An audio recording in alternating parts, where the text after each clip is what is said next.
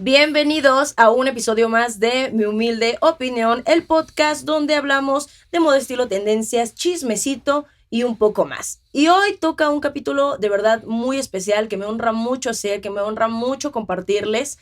Es un capítulo bien importante y algo que nos compete a todas las mujeres. Y tenemos una invitada súper especial, profesional, dedicada a este tema. Me lo pidieron mucho. Ustedes van a saber inmediatamente de qué tema vamos a hablar porque se armó un gran debate en las redes sociales. Entonces, que no falte la musiquita y empezamos.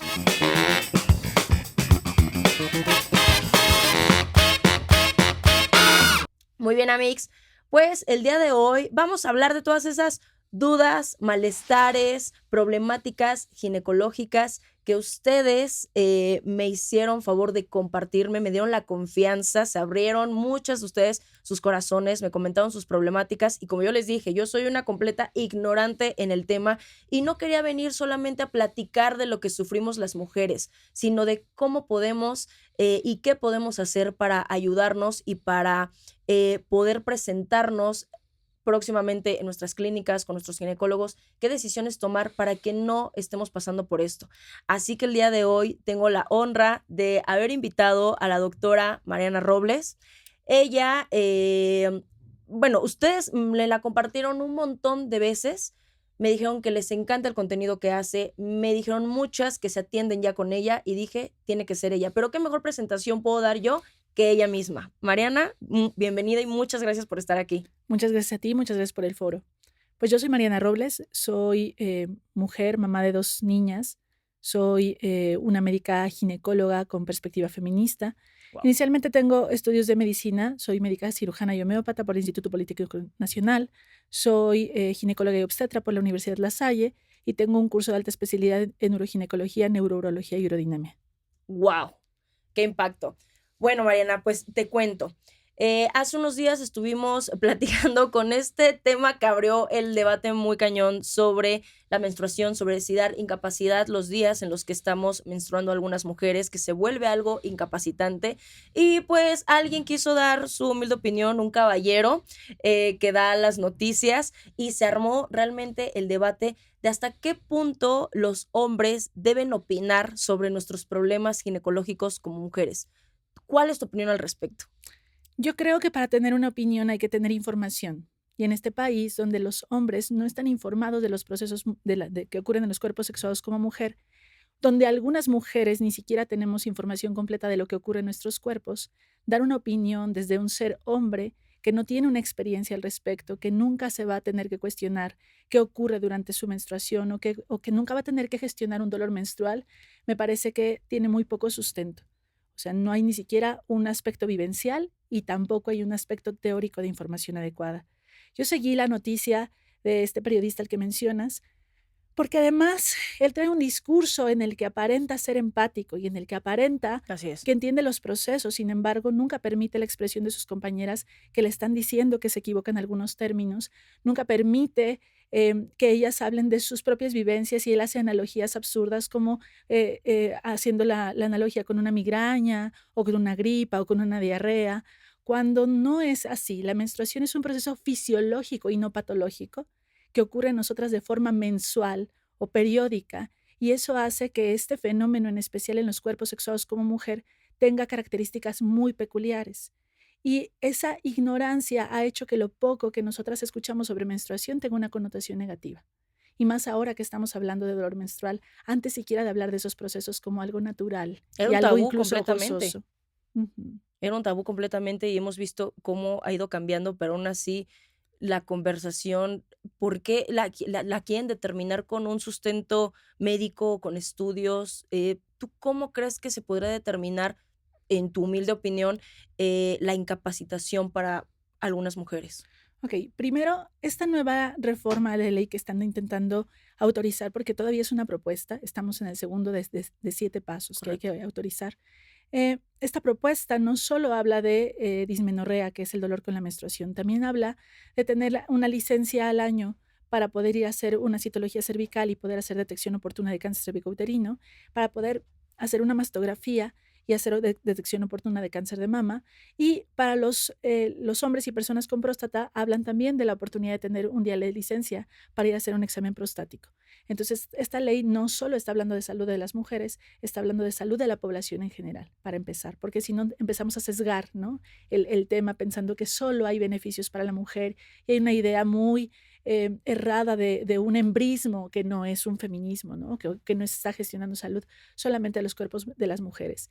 Em, por otro lado, me parece que hay muchos, desde el punto de vista médico, que es donde yo puedo dar mi opinión, hay muchos huecos, porque la dismenorrea se define como una menstruación dolorosa.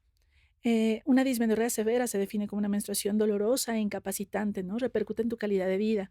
Sin embargo, no tengo un dolorímetro, no tengo una forma de hacer objetiva con un número o una escala qué tanto te duele a ti y cuál es la diferencia de experiencia que estás teniendo tú al menstruar y cuál es la que tengo yo.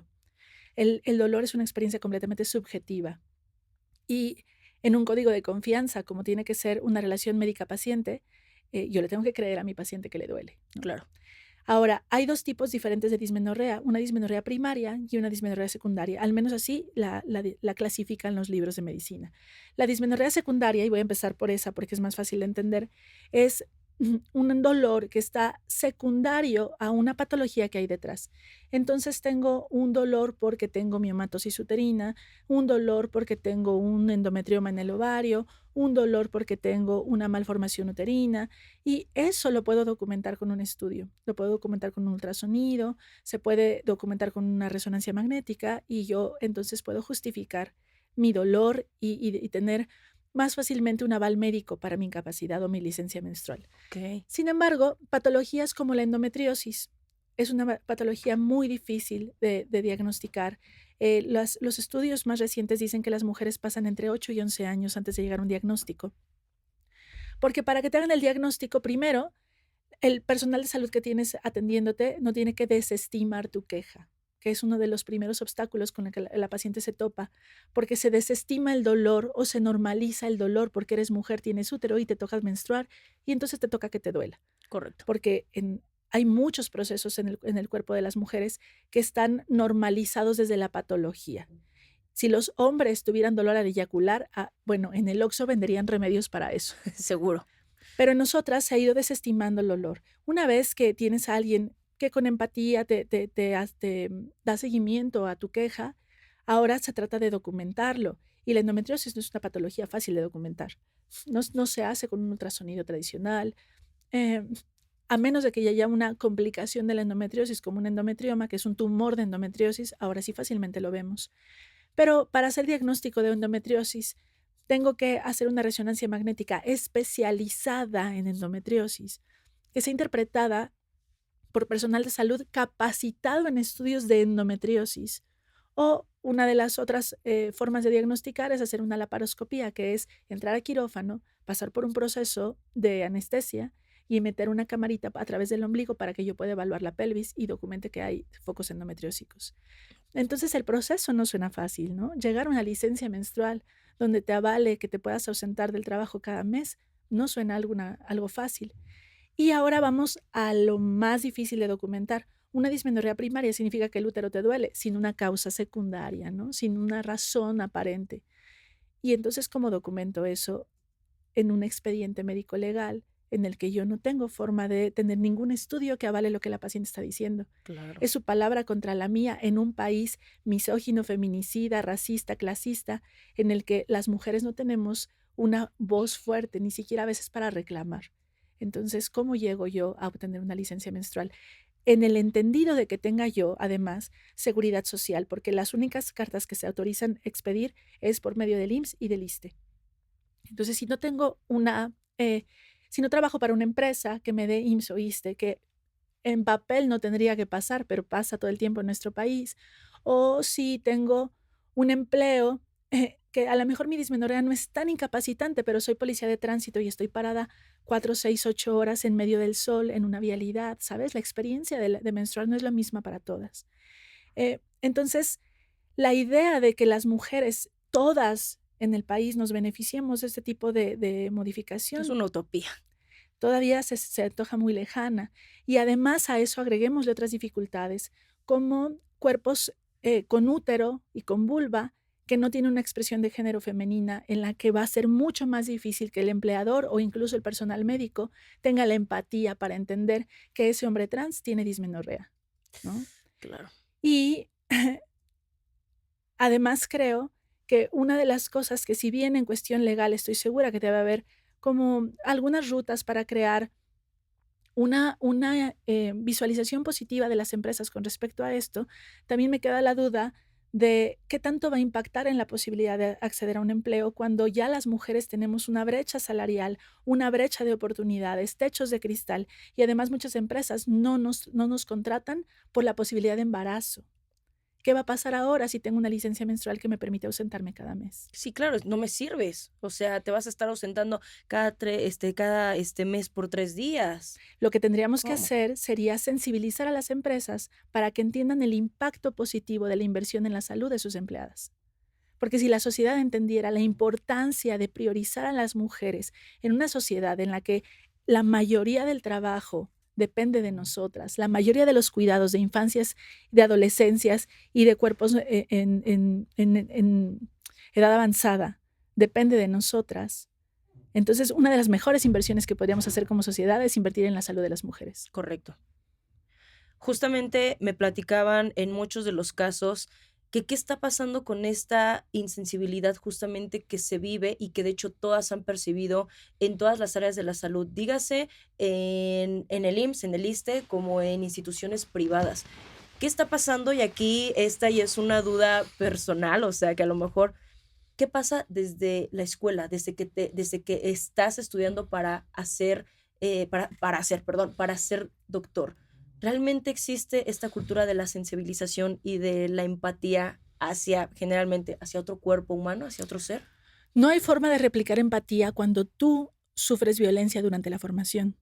La formación médica, en México al menos, es un sistema completamente vertical, completamente jerárquico, donde se te exige a ti como persona, como ser humana, que tengas la capacidad de tolerar ayunos prolongados, estancias de pie altas, trabajar después de 24 o 36 horas de estar despierta, Wow. tener guardias de castigo, que se te exija aprender no solo el funcionamiento del cuerpo de la otra, sino aprender del trato a la otra con el maltrato de una misma. Eso Qué fuerte. en formación médica se llama currículum oculto. O sea, tú puedes entrar a la UNAM o al Politécnico, a la SAI, al TEC de Monterrey y ver su currícula de materias y asignaturas que vas a encontrar ahí, pero no vas a conocer el currículum oculto porque ese es el trato que se da entre colegas, entre pares. ¿Qué ocurre en el consultorio o en el hospital cuando la paciente salió del consultorio y el médico hizo una crítica, una clasificación, puso un apodo, hizo una expresión de asco, hizo una expresión negativa? Eso se aprende, pero no hacemos conciencia de eso y de cómo se están pasando como receta de cocina, generación tras generación, maltratos normalizados. Porque yo vi colegas adultos, porque estoy hablando de que los residentes, los médicos que se están formando en especialidad, los médicos internos de pregrado, los médicos pasantes de servicio social, son personas adultas que tienen que pedir permiso para ir al baño o para tener la oportunidad de tomar agua o comer. Son personas adultas a las que yo llegué a ver que castigaban porque no me gustaba tu corbata. Uf. Entonces, ¿en qué momento un sistema que violenta a su propio personal cree que puede terminar con empatía y una buena relación médica-paciente al final de esa cadena? Dios. O sea, me quedo sin palabras, ¿sabes? Porque muchas veces, justamente nosotros como derechohabientes, nos quedamos con esta parte de es que el doctor es malo, pero también a lo mejor muchas veces como pacientes no hemos entendido lo que ellos también a lo mejor están viviendo por este mismo sistema que también está abusando de ellos jerárquicamente. Y es muy triste ver que justamente las problemáticas en todos los ambientes, en todos los aspectos, vienen desde algo mucho más arriba de lo que nosotros vemos. Una vez ya estando en el consultorio, ¿tú cuál sientes que es como este poder a lo mejor que creen que tienen algunos ginecólogos o ginecólogas para omitir esos juicios tan fuertes que ahorita te voy a querer compartir de varias chicas que me compartieron sus experiencias y que a lo mejor de ahí tú des tu opinión profesional, pero tú, ¿qué crees que pase en ese momento?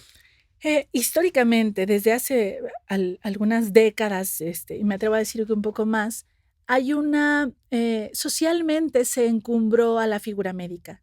O sea, claro que en los pueblos, mi abuela decía, el abogado, el sacerdote y el doctor eran figuras de autoridad. Esta idea de que alguien, porque estudiamos muchos años, eso sí es Eso es cierto, cierto. eh, pero eso no te da ni autoridad moral, no te pone en un escalafón arriba de cualquier otro ser humano. O sea, erramos, nosotros también somos sedentarias, nosotros también hemos tenido una relación sexual sin protección, nosotras hemos también transgredido nuestros alimentos y saltándonos comidas, nosotras también hemos hecho un montón de cosas que están en contra de nuestra salud. Entonces, no tenemos de dónde tener una autoridad moral para juzgar las acciones que la otra realiza sobre su cuerpo, porque además uno de los principios bioéticos a respetar en la relación médica-paciente es el principio de la autonomía. Eso quiere decir que mi paciente tiene la capacidad plena de tener decisiones sobre su cuerpo, incluso cuando la médica que la está atendiendo no esté de acuerdo. O sea, yo como médica soy una prestadora de información confiable que te invita a tener opciones para que tú decidas sobre tu salud. Pero yo en ningún momento puedo decidir por ti. Yo tengo que darte toda la información para que exista un consentimiento informado. Tengo que darte opciones para que tú decidas y tengo que acompañarte en tus decisiones. Entonces, estamos en un sistema patriarcal donde las mujeres a nivel sociedad estamos en un escalafón abajo que los hombres. Las mujeres desde la Exacto. medicina siempre fuimos estudiadas desde los primeros escritos de medicina como hombres incompletos, como hombres sin pene. Hasta la fecha hay muchas investigaciones que se realizan sobre los hombres y entonces esa información se traspola a los cuerpos femeninos sin siquiera comprobar que nosotras actuamos de la misma forma ante ese tipo de medicamentos o ese tipo de intervención. Entonces, si tenemos una visión sesgada y tenemos que el hombre es el parámetro de referencia para todo, porque a mí en la escuela de medicina me enseñaron que un paciente promedio, todo lo aprendemos sobre un paciente promedio. Un paciente promedio es un hombre de 1,70 con 70 kilogramos, blanco heterosexual. Ok. Y ese es el patrón de comparación para el resto de la población. Ok. Ujú. En este caso en el que tú dices, ¿no? Que la paciente es quien al final del día debe de tomar la última decisión sobre su cuerpo. ¿Hasta qué punto nosotros debemos escuchar al doctor o qué criterios deberíamos de tomar? Por ejemplo, te voy a poner un ejemplo, uno personal. Hace unos años yo como método anticonceptivo opté por el Diumirena, después de investigar, después de preguntar, después de a comentarle que mis periodos menstruales eran muy dolorosos, era como con mucho sangrado. La ginecóloga en ese momento me dijo, el Diumirena es como de lo mejor. Ok, yo claro que escuché su consejo, ¿no? Ya también había pasado por inyecciones anticonceptivas y como que me alteraban de una manera en la que me ponían un poco agresiva. Me di cuenta que mi nivel de agresividad empezaba a aumentar, o sea, como, no sé si incluso psicosis, eso nunca lo chequé ya con un psiquiatra ni nada.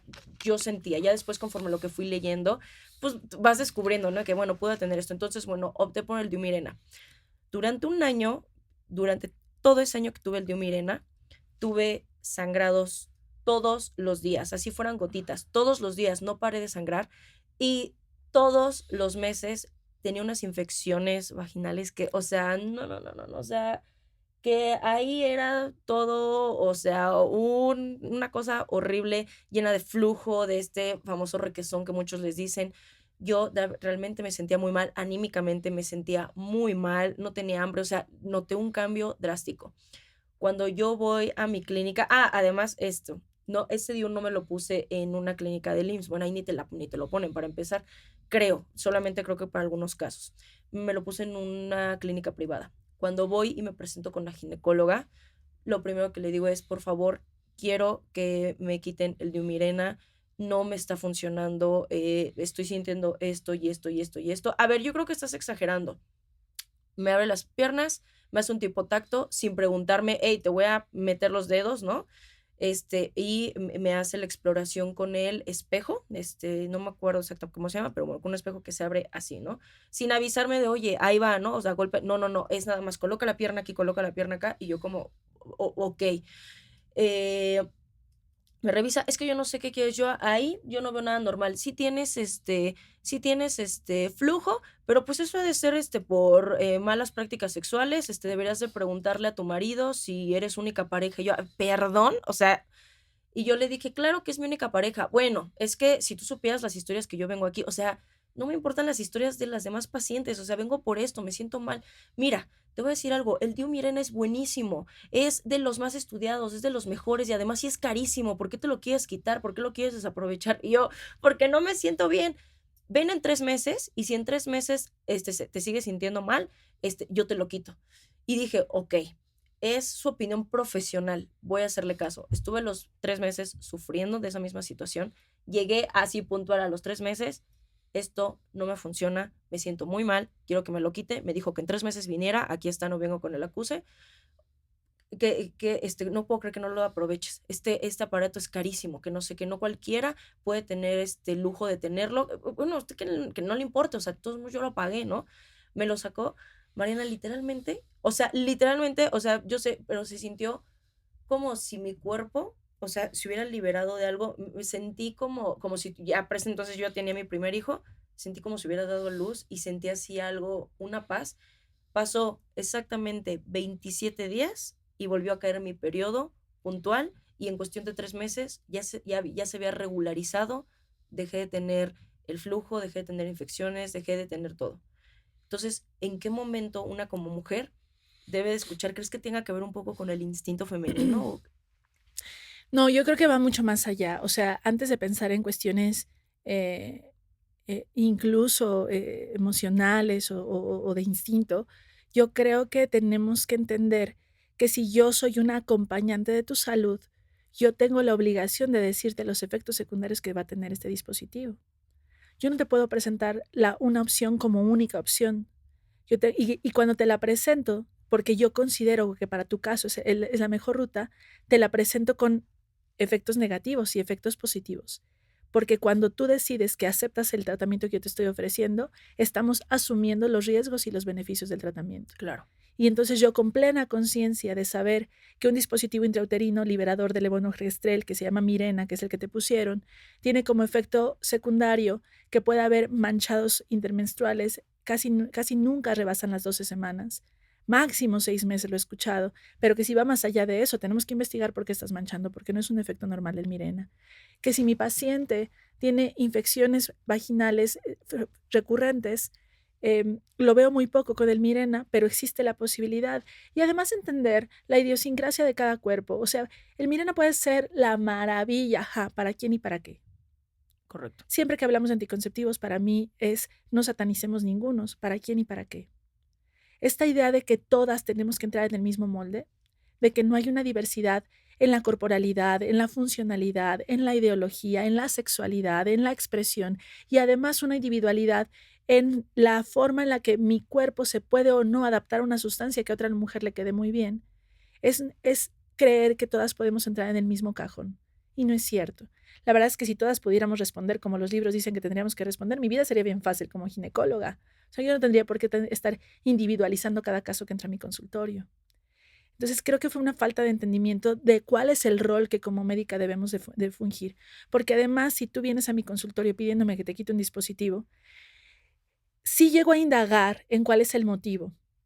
Porque ya me ha pasado también que yo puedo resolver el motivo sin quitarte el dispositivo. Ok. Entonces te ofrezco algo, mira, estudiémoslo desde acá, porque yo no creo que sea enteramente el DIU, yo creo que podrías tener tu insulina elevada y entonces un endometrio más activado y por eso estás manchando de forma continua. Yo creo que podrías estar teniendo una infección en la capa interna del útero, que esas infecciones vaginales hayan subido, te están afectando el endometrio y estás sangrando. O sea, pregúntate más allá, ¿no? Claro. Pero pasa con mucha frecuencia que parece que si no vienen los libros, nosotras ya no sabemos qué hacer. Y los cuerpos no leen los libros, o sea, las mujeres que llegan a mi consultorio no leyeron cómo tenía que presentarse el cuadro, ellas lo están manifestando como ellas lo sienten en su cuerpo. Correcto. Entonces, si yo soy tan cuadrada de mente que no alcanzo a ver más allá de mis narices, creo que la paciente no se está apegando a lo que debería de decirme, en vez de creer que lo que venía redactado en mi libro no se apega a la experiencia de mi paciente. La visión es completamente distinta. y yo tengo que acompañar personas, ¿no? No textos, ¿no? No estudios de laboratorio, no estadísticas.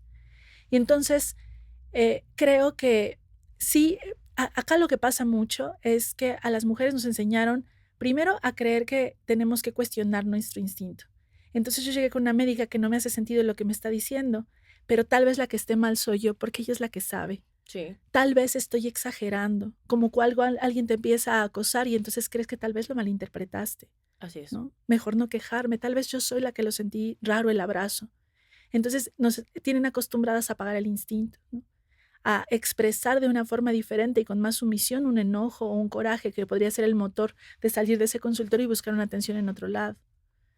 Pero ante este rol pasivo que quieren que juguemos las mujeres en la gestión de nuestra propia salud, terminamos siendo víctimas de lo que el sistema quiere hacer con nosotras, de lo que creen que deberíamos estar aguantando y de decidir en qué momento era el mejor momento para quitarte un dispositivo y decidir por ti que estás echando a perder la decisión que la otra médica tomó sobre tu cuerpo. Así es. Hablando de decisiones que toman sobre tu cuerpo, una de las cosas que más me mencionaron, sobre todo a las que eran mamás, era que por lo menos en el sector salud les hicieron la episiotomía sin su permiso, sin aviso y sin necesidad de haberlo hecho, y que en la mayoría de los casos tenían relaciones sexuales dolorosas. ¿Por qué una cosa y por qué la otra? Ay, mira, el tema de episiotomía es uno de mis temas favoritos. Am, la episiotomía es, primero para que entienda tu audiencia, es un corte en el perine. El perine es este espacio que está entre tu entrada de la vagina y tu ano. Ese espacio de piel obviamente está conectado hacia el canal vaginal y hace mucho más de 100 años fue descrita por primera vez la técnica de la perinotomía o de la episiotomía para que pudiéramos ayudar en un parto que se está obstruyendo. Hasta ahí no hay ningún problema. El problema es creer que todos los partos son obstruidos, ¿no? Y que las Correcto. mujeres no tenemos capacidad de parir. Entonces hay una sistematización de la atención de los nacimientos, porque lo que me urge es desocupar camas, ¿no? No entregar todas estas pacientes al siguiente turno. Lo que me urge es que esto se esté moviendo. ¿Por qué? Porque tenemos un sistema de salud rebasado. Aunque debo decirte que yo escucho prácticas privadas donde no hay ninguna prisa y no tengo otras 50 pacientes esperando por mí, en donde de todos modos corto perines. Sí, La práctica médica, no quiero ser abogada del diablo, pero quiero decirte que en la mayoría de las ocasiones trae una buena intención detrás. Yo creo que le ayudo a esa paciente cortándole el perine. claro, para que salga más rápido, para que no Para que sufra salga más tanto. rápido, porque creemos que las vaginas son insuficientes. Este continuo cuestionamiento de que la naturaleza se equivoca en los cuerpos femeninos y entonces hay que intervenir todos los procesos fisiológicos. La menstruación, el embarazo, el parto, la lactancia, la menopausia y todos nuestros procesos son manoseados, creyendo que en nosotras la naturaleza sí se equivocó, ¿no? Wow. Entonces, en cuanto a episiotomía, la Organización Mundial de la Salud dice que en menos del 5% de los partos se necesita una episiotomía, menos del 5% de los partos. En mis estadísticas de mi propia atención de partos, yo en 10 años he hecho 2 episiotomías y no tengo idea de la cantidad de partos que he atendido. Vaya. Entonces, mi índice sé que es menos del 0.5%. ¿Qué pasa si no hago un corte en ese perine? Las posibilidades de que las estructuras tengan la oportunidad de estirarse son mucho más grandes y es posible que no tengas ni siquiera un rasguño en el perine. En especial, si no forzo posiciones no fisiológicas para el parto, si la paciente tiene libertad de movimiento, libertad de decisión en la postura en la que quiere parir a su hijo, si tenemos además una paciente a la que no le pusiste medicamentos para acelerar las contracciones porque tú quieres que ese bebé nazca rápido y no estuviste manoseando el proceso, y además si no la pusiste a pujar cuando ella no necesitaba pujar y se permitió que la paciente decidiera en qué momento su cuerpo le estaba dictando que tenía que pujar para que naciera su bebé. Porque el cuerpo y el perine cuentan con todos esos procesos para tener oportunidad de enterarse que va a pasar un bebé y no romperse en el camino. Pero si los manoseamos todos, creemos que todos los perines se rompen. Y a mí me enseñaron a hacer cortes en la vagina pensando en que era más fácil para mí como médica suturar un corte recto que un desgarro que a mí me lo plantearon como si fuera un petardazo que no iba a Sí, tener no, claro. reparación. cuando no es cierto. Entre menos toco perinés, menos se desgarran las pacientes. Y además yo como médica me siento completamente capaz de dejar un periné que se desgarró de forma espontánea como tenía que quedar y bien reparado. El detalle aquí también es entender que, bueno, a las pacientes que acuden a mi consultorio tienen cierto nivel social, cierto nivel académico, cierto nivel de capacidad económica para atenderse conmigo. Pero el grueso de la población mexicana, el grueso de las mujeres en México se atienden en instituciones públicas donde la mayoría de la atención de partos es de médicos internos de pregrado, estudiantes de medicina, pasantes de la licenciatura de enfermería y obstetricia y, en el mejor de los casos, algún residente. Residente significa una médica titulada ya con formación en una especialidad como ginecología y obstetricia. Pero y te lo quiero contar, esos estudiantes de medicina son los que menos formación tienen para entender lo intrincadas que son las estructuras en el perine y lo importante que es dejar todo como estaba. Cuando no tienes idea de cómo se sutura un perine, en el hospital me enseñaron a que junta rosita con rosita y amarillito con amarillito y blanquito con blanquito. Entonces, literal, estás suturando estructuras que no conoces, pero que parece que esta de acá cuadra con esta de acá.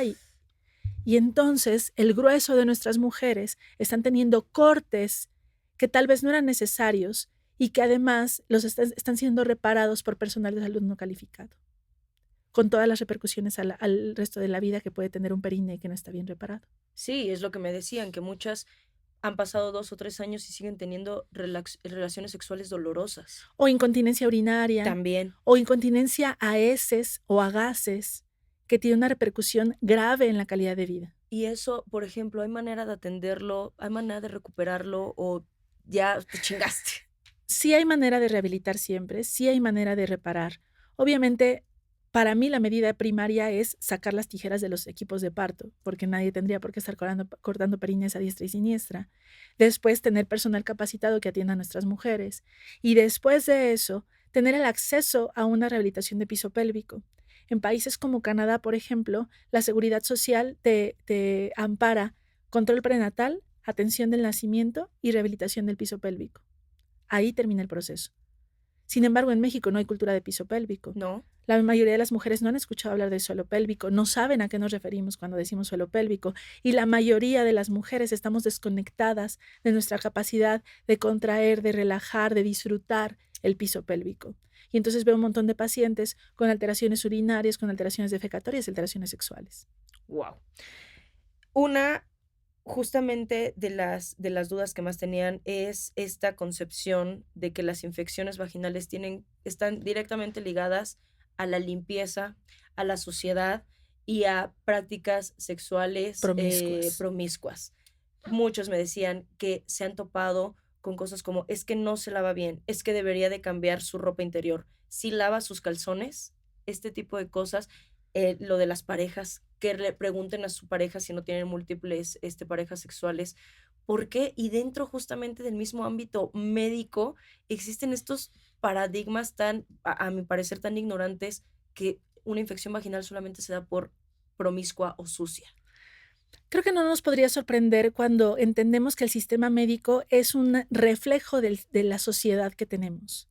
O sea, en una sociedad tan violenta contra las mujeres, ¿por qué esperar que tengamos un sistema médico que sea empático con nosotras? Es una muestra más de cómo se maneja la sociedad. Y el asumir es un gran sesgo que tenemos en la medicina. O sea, yo tengo un discurso de medicina no centrada en peso, que seguramente conocerás si sigues mis redes sociales, en donde asumo solo por la talla de la paciente sus hábitos, sus gustos, su alimentación y hasta su autoestima, sin preguntarla. Yo como médica no debería tener la posibilidad de asumir nada. Yo te pregunto, y además te lo pregunto de una forma objetiva para no obtener una respuesta sesgada, porque claro que yo puedo hacerte una pregunta en la que yo te orilla a contestar lo que parece que es correcto contestar. Sí. Y además, si no he trabajado en generar una comunicación asertiva y tener una buena relación médica-paciente, tú vas a omitirme o modificar mi información para no sentirte en el ojo del juicio, ¿no? Entonces, idealmente yo tendría que tener preguntas neutras, no hacer aseveraciones, cuestionar hábitos desde otro punto. ¿Con qué lavas tu vulva? ¿Cómo lavas tus pantaletas? ¿Qué tan seguido tienes este hábito? ¿Qué utilizas para tu menstruación? ¿Por qué crees que el uso de tus pantiprotectores está siendo necesario? ¿Qué te está llevando a ponerte un pantiprotector diario? Además de que hay una industria que lucra con las inseguridades genitales de las mujeres. Así es. Porque para la vulva hay desodorantes, hay perfumes, Jabones. hay toallitas húmedas y productos que te ofrecen que tu vulva huela a campos de lavanda en primavera, cuando para los hombres no existen ese tipo de productos. A ellos no se les exige una corporalidad y no se les exige ni cómo tienen que oler ni de qué formas tienen que tener. Entonces, estos productos que a nosotras sí se nos ofrecen, o esta idea de que tu pantaleta tiene que llegar inmaculada al final del día y por lo tanto mejor utiliza un pantiprotector, porque qué horror que tengas flujo, malentendiendo que toda mujer en etapa reproductiva e incluso un par de años de iniciar tu menarca, tu primera menstruación, ya estás produciendo flujo porque ya tienes efectos en la vagina de los estrógenos que te están circulando. Entonces, si yo no entiendo eso, yo creo que las pantaletas con algún manchón de flujo significan patología, significan promiscuidad, significan actividad sexual necesariamente, cuando no es así.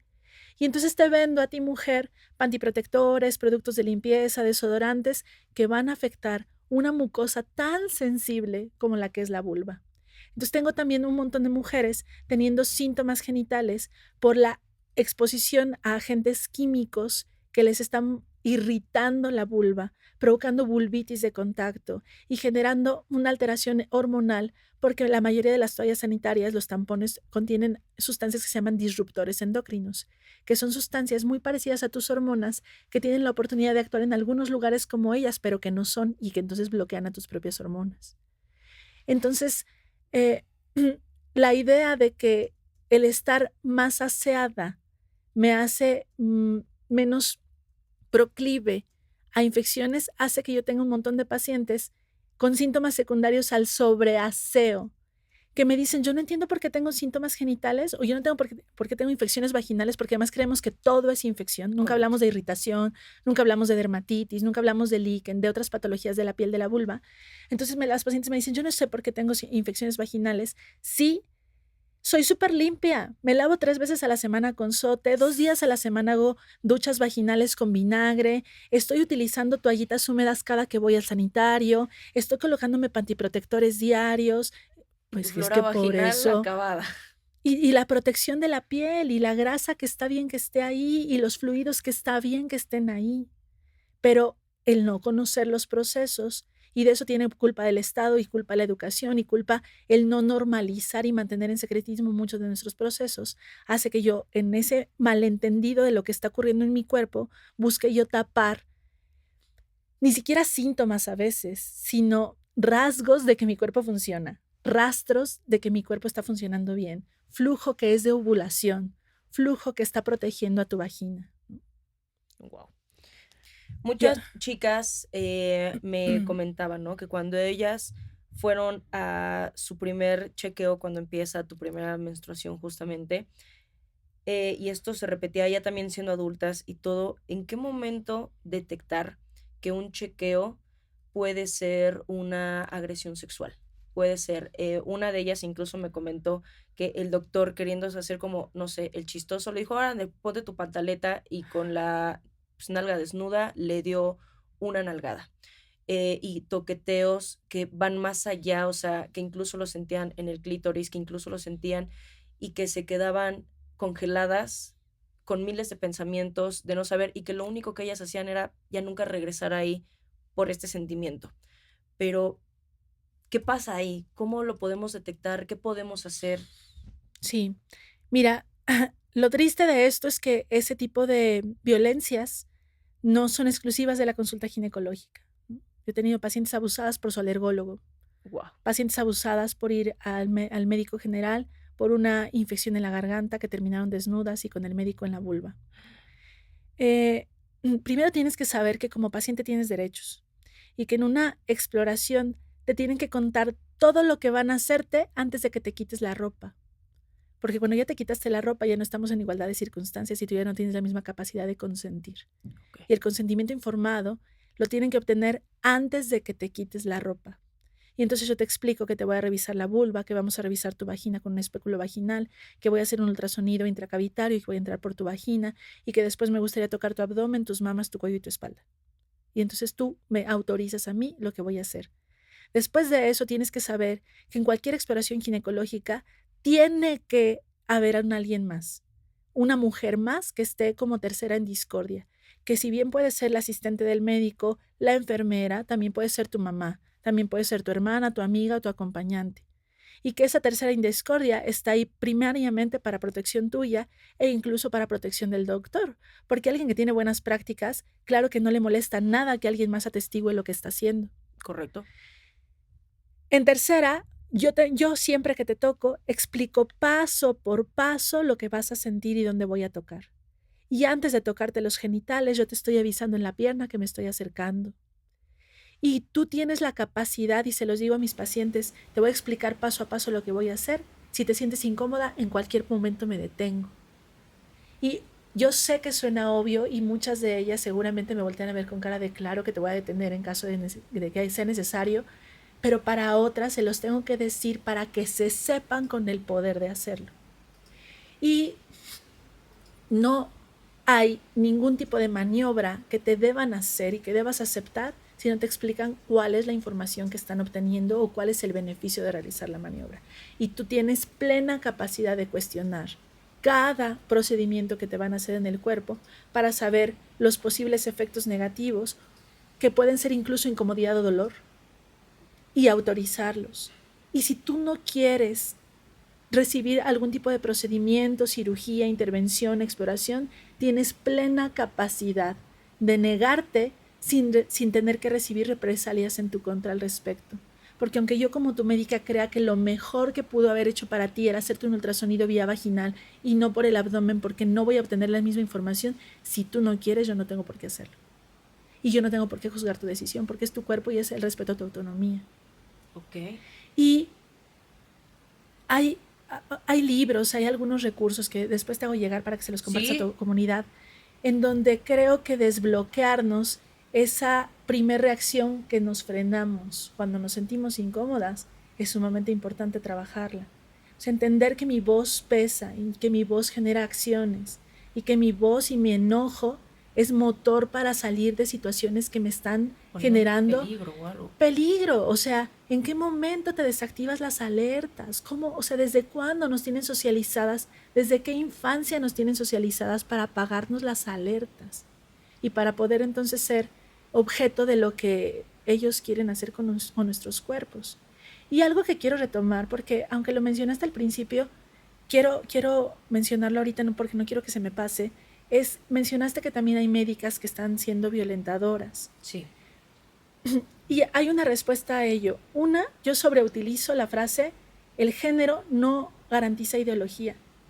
Yo cuando en mis redes convoco a que busques médicas feministas, yo no te estoy diciendo que busques médicas mujeres, yo te estoy diciendo que busques médicas feministas, porque hay una ideología atrás que respalda sus acciones, y eso es completamente diferente.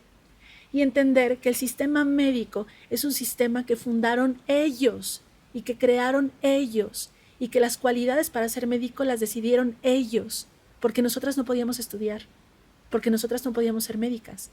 Y nosotros tenemos unas cuantas décadas integrándonos a las filas de un sistema que no formamos nosotras. Entonces, claro que no hay una visibilidad en nuestras necesidades. Hay una percepción masculina incluso, aunque tú seas mujer. Completamente. Y entender que hay mujeres defensoras de un sistema violentador, porque a veces defender ese sistema me da un poquito de ventaja del agresor versus la mujer que sí se está quejando, porque ella incomoda, porque ella va a ser señalada, porque ella va a ser golpeada, porque ella va a ser pisoteada, porque ella es tildada de escandalosa, de agresiva, de intensa. Entonces, si me vuelvo aliada del mismo sistema opresor, a mí me va un poquito mejor que a ti. Y eso puede ser suficiente para que una mujer quiera salvaguardar su integridad, violentando también y siendo repetidora de las violencias que ella recibe. Y importante lo que les decía, chicas, el feminismo no es ir en contra de los hombres, no es ir en contra del otro género, ¿no? Porque después de esto surgió, ¿no? Una chica que decía que qué vergüenza yo, o sea, que Sí, sí, lo vi, estuviera lo vi en tus haciendo, y yo historias. como, esto no tiene nada que ver con el género, o sea, la estupidez humana no tiene nada que ver con que si eres mujer o si eres hombre, o sea, no tiene nada que ver.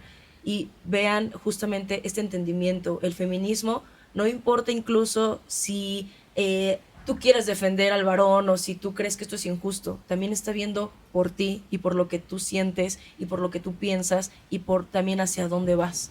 Y para que entiendan que justamente el feminismo no es una batalla, al final es el buscar las mejores condiciones para nosotras que hemos sido vulneradas a lo largo de toda la existencia, ¿no? Y además, creo que es muy fácil hacer una crítica al feminismo con un título universitario, con una cuenta en el banco, pudiendo usar pantalones, pudiendo usar zapatos, porque todo eso han sido victorias del feminismo. Así es. O sea, sin esas mujeres que han luchado antes que nosotras, yo no sería médica. No podría tener una cuenta de banco sin la firma de mi esposo. No podría tener un pasaporte sin la firma de mi esposo. No podría yo acceder a comprar una casa sin la autorización de mi padre o de mi esposo. No podría yo usar pantalones o usar un traje de baño en la playa. Y gracias al feminismo o sea, han trabajado tanto que nosotros lo hacemos desde una naturalidad y una cotidianidad que ya no nos lo cuestionamos, pero que todavía hay un montón de puntos a trabajar para dejarle a las siguientes generaciones porque todavía no estamos ni cerca de una igualdad. Todo lo que damos por hecho, pregúntense cuál fue la batalla detrás de todo lo que damos por hecho. ¿En qué momento, Mariana, tú piensas que es momento de recurrir a la segunda opinión? Yo una vez pedí una segunda opinión y terminé cambiando de ginecólogo y justamente también fue de un abuso obstétrico de una ginecóloga. Yo me iba a recuperar de mi segunda bebé y pasé por los dos. Pasé, mi primer bebé nació en el IMSS. Yo también, a mí también me hicieron el corte perenal sin mi autorización, sin avisarme, sin nada, simplemente un día me di cuenta porque sentí las puntadas, sentí que algo había ahí, le dije a mi esposo, ¿qué tengo ahí? Y él casi se desmaya, yo, ¿qué es eso? ¿Qué tengo? ¿Qué tengo? No sé, traes una rajada así. Bueno, y después dije, ya nos fue mejor, bien económicamente, pasamos a un hospital privado pensando que todo iba a ser mejor.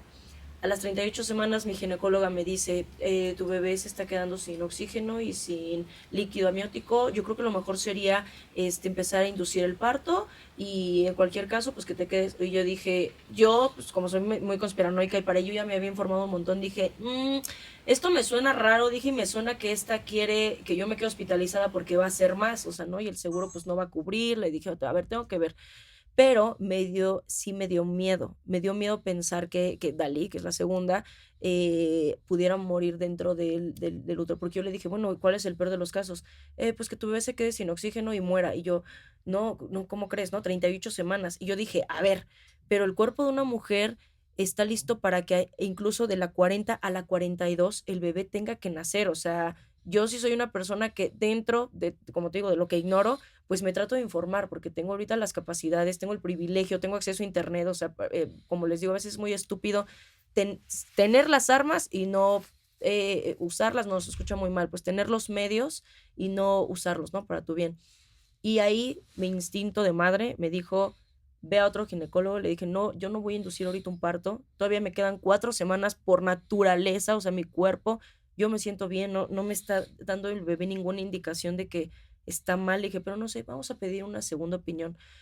Y fue para mí, te lo voy a decir, decepcionante y a la vez una buena noticia, pero darme cuenta que hubo más empatía de un ginecólogo, de un varón, que me explicó todo, respondió todas mis preguntas sin ponerme barreras, sin decirme nada, no te preocupes. Ya ahí empezamos a tener revisiones semanales, me checó el líquido amniótico, me explicó todo y sentí mucha más paz, pero siempre me quedé con esta sensación un poco triste de no haber encontrado a una ginecóloga mujer, que bueno, ahorita yo estoy pensando, Dios, encontré a Mariana, me llevaron a Mariana, ¿no? Pero me quedo con esa sensación, ¿sabes? Un poco de chale, ¿no? Ni siquiera una mujer me pudo ayudar. Y cuando vi los comentarios, muchas me dijeron que pasaron por eso y que a muchas les indujeron el parto y terminaron con cesáreas que a lo mejor no eran necesarias y la recuperación también se volvió muy complicada. Sí. Pues nuevamente creo que caemos en el concepto de cuestionar la capacidad de los cuerpos femeninos, ¿no? Cuestionar a la naturaleza, creer que la intervención y la sobreintervención nos rescata en vez de perjudicarnos. En cuestión de parto, hay argumentos muy bajos para que yo te convenza de hacer cualquier tipo de intervención, ¿no? Y claro que el más bajo de ellos es tu bebé está en peligro, porque cualquier madre va a responder el sácalo por donde lo tengas que sacar, pero sácalo. O sea, si estamos hablando de riesgos de vida, que además yo, aunque he tenido casos, pues que ameritan hacer alguna intervención, yo jamás menciono muerte en el consultorio. O sea, aunque lo permita ver entre líneas de cuál sería el peor de los escenarios, bueno, que un día me hablaras y no se estuviera moviendo bien tu bebé y tuviéramos que llegar corriendo al hospital. O sea, ese es el peor de los escenarios, ¿no?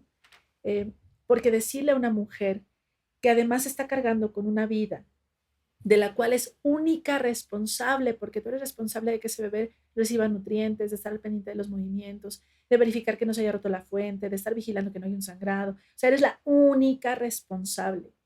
Y decirle que se puede morir es una carga gigante sobre sus hombros. Que claro que a cualquiera le mueve las decisiones. Y luego entender que en obstetricia específicamente, una intervención sigue a otra intervención. Okay. Entre menos intervengamos, mejor nos va a ir. Si yo empiezo a intervenir, lo más probable es que si te induzco un nacimiento de forma innecesaria a una semana en la que nada está listo, me cueste más trabajo, tenga que usar más dosis de medicamentos, bebé no estuviera en la posición correcta, con la cabeza en el ángulo correcto, que no entre fácil a la pelvis, y si no está dando fácil te va a doler más, y si te va a doler más, entonces te ofrezco analgesia obstétrica, y como te puse analgesia se detuvieron las contracciones, entonces ahora pongámosle oxitocina. Es una bola de nieve. Es una bola de nieve, por eso te decía que una intervención sigue a otra intervención. Nuevamente, siempre evoco que no estoy, la minoría de las pacientes puede pagar una atención privada. Así es. Y si aún en el privado no tienes garantía de no ser víctima de violencia obstétrica, pues estamos todavía más jodidas, ¿no? Y el grueso de la población no tiene la capacidad de pedir una segunda opinión, ¿no? No tiene a veces ni siquiera la capacidad de atenderse en un hospital donde les ha asignado el ginecólogo que llegó de turno y punto, sin ningún tipo de vínculo, sin conocerle la cara, ni sin conocerle los prejuicios. Eh, las intervenciones en general tienen que estar bien sustentadas y aún en los casos en los que una mujer me diga, no, Mariana, yo quiero esperar, o sea, yo puedo hacer una nota en mi expediente donde se explica ampliamente a la paciente y a familiar riesgos y beneficios, condiciones obstétricas actuales. En este momento no hay datos de alarma, por lo que si ella decide esperar, ¿no? Se le explican las posibilidades. Porque las que decidimos tenemos que ser nosotras. O sea, la obstetricia es de lo más canalla porque son momentos de mucha vulnerabilidad. Son momentos en los que incluso este juego hormonal que nos permite tener los cambios que tenemos sin que se nos destruya el organismo, porque son cambios muy fuertes a nivel fisiológico y emocional. Y todas estas hormonas que nos están preparando para la posibilidad de un parto nos hacen estar en un sitio diferente a nuestro día a día que de ahorita que no estamos embarazadas, ¿no? Totalmente. Entonces, desde esa vulnerabilidad debería de ser mucho más visibilizado todo el maltrato que existe a las mujeres antes, durante y después del parto. Porque incluso a nivel de sociedad hay un maltrato después del parto, una pérdida del foco. Mientras estás embarazada, no te muevas, que te traigo, que se te antoja. Siéntate, por favor. Pero una vez que nace el bebé, todo el foco es en el bebé, la mamá quedó a segundo plano. Así es. A las mujeres se nos cuida y se nos estudia desde nuestra capacidad de reproducirnos. Después de eso ya no tenemos el mismo impacto. Yo, una de las razones, no fue la única, pero uno de los motivos por los que yo cerré mi agenda a atención de partos, porque ahora atiendo lo mínimo de partos que puedo. Una es autocuidado y la segunda es que me di cuenta que a la embarazada, bueno, hasta hay aplicaciones donde bajas y descargas y te dicen, hoy pesa lo que un frijol, ahora mide lo que un haba, y hoy le crecieron el tercer lóbulo de los pulmones. Y hay información casi de más, porque además a mí de qué me sirve saber eso. ¿Por qué no mejor me estoy capacitando en desprogramarme ese miedo que me tuvieron para el parto o para la lactancia o para la crianza? Pero hay una sobreinformación para la embarazada, pero una vez que ya no estás embarazada, ya no eres prioridad para nadie, el sistema ya no se ocupa de ti. Cuando no estás en búsqueda reproductiva, ni siquiera se te buscan problemas tiroideos, resistencia a la insulina, no se te apoya desde el nivel de cuestiones hormonales, a menos que me permitas prescribirte hormonas, porque si no te puedes embarazar, te doy hormonas. Y si no te quieres embarazar, te doy hormonas. Y si no sangras, si no menstruas, te doy hormonas. Pero si estás menstruando mucho, te doy hormonas. Entonces, tenemos una sola herramienta desde un sistema médico tradicional para ofrecerle a una diversidad de pacientes con contextos y cuerpos completamente diferentes la misma solución. Quiero hablar de justamente 3 casos. Chicas que están ahí, ustedes saben quiénes son y gracias por haberme tenido la confianza y saben que de aquí no va a pasar. Hubo 3 chicas que me contaron su experiencia con aborto. 2 de ellas fueron consensuados, fueron con uso de misoprostol y una fue un aborto espontáneo. En los 3 casos, estoy parafraseando, ¿no? Porque cada caso es como en específico, pero bueno, en los 2 donde tomaron misoprostol, sufrieron automáticamente una discriminación por su decisión en la clínica y les hicieron llorar sangre prácticamente en la clínica. Los 2 terminaron con legrados, pero donde las enfermeras y las doctoras parecían molestas, incluso las empujaban, les hablaban mal, eran ofensivas. Y en el caso, la chica que me cuenta que tuvo un aborto espontáneo, vamos, la gente también lo trataba como una incapacidad, o sea, para tener hijos, y preguntando, pues, ¿qué hizo? ¿Por qué pasó? ¿Qué no se cuidó? ¿Qué está pasando aquí con este gran tabú y este tema tan fuerte en el aborto? Pues imagínate lo que puede estar pasando, que el ideal mexicano, latino, de una mujer es una virgen abnegada, una virgen que ni siquiera pecó para estar embarazada y una virgen que es una mujer que puso su cuerpo al servicio. Y lo hablo desde allí porque estamos en un país predominantemente católico, con todo lo que esos sesgos nos pueden modificar. Y no lo quiero hablar desde una crítica a la religión, lo quiero hablar desde ideología, hablar desde estudiar y cuestionar sociedades. No hay forma de que ninguna de nosotras alcance a llegar al ideal de esa mujer que sin ser tocada ofreció su cuerpo para engendrar. Sí, o sea, le vamos a quedar chiquitas siempre. Y además de eso, esta maternidad obligatoria a la que estamos orilladas las mujeres nos hace que se le juzgue a una mujer que no quiere pasar por eso. O sea, ¿en qué momento crees que tu cuerpo no está al servicio de otro ser? ¿Cómo te atreves a tener la autonomía de no darte por completo en un proceso aunque tú no quieras pasarlo? Porque otra vida lo merece, ¿no? Porque te tienes que dar para alguien más. Y además, otra vida potencial. Porque una cosa es tener un cúmulo de células vivas, que las tenemos en todos lados y las andamos tirando a todos lados cada que te rascas la piel, o cada que un hombre eyacula, o cada que hacemos un montón de cosas, tiramos células vivas, pero que no son una persona. Tú como mujer ya eres una persona. Tú como mujer ya tienes conciencia de tus actos y conciencia de tu cuerpo, y además eres sujeta de derechos por parte de la ley. Pero creemos que un cúmulo de células con un potencial de convertirse en una persona tienen derechos por encima de las mujeres que ya son personas. Y entonces el sistema cree que me puede emitir un juicio, ¿no? Que puede hacerme y que tiene que penalizarme, castigarme y hacerme sentir mal porque no me acoté al mandato de maternidad con el que yo estaba sentenciada por haber nacido con un útero y una vulva. Entonces, traemos los prejuicios de casa a la práctica médica. En la mayoría del país, la interrupción legal del embarazo no es una realidad. En la Ciudad de México tenemos 15 años con el aborto legal y siendo una medida que llevó a 0 la mortalidad secundaria a aborto. A 0. Wow. Cuando en otros estados todavía ni siquiera se está poniendo sobre la mesa. Cuando en otros estados la posibilidad de pensar en una legalización se ve todavía bien lejos. O sea, en el mismo país, hablando el mismo idioma y teniendo contextos culturales parecidos, no estoy diciendo que iguales, tenemos una capital que es una parte chiquitita del país donde ahí sí hay aborto legal desde hace 15 años. Si nos comparamos a nivel internacional, en Canadá, por ejemplo, desde los años 60 hay interrupción legal del embarazo sin límite de edad gestacional para todas las mujeres. Wow. Entonces vean los años que llevamos en desventaja, porque si comparamos con Canadá estamos hablando de 60 años de desventaja.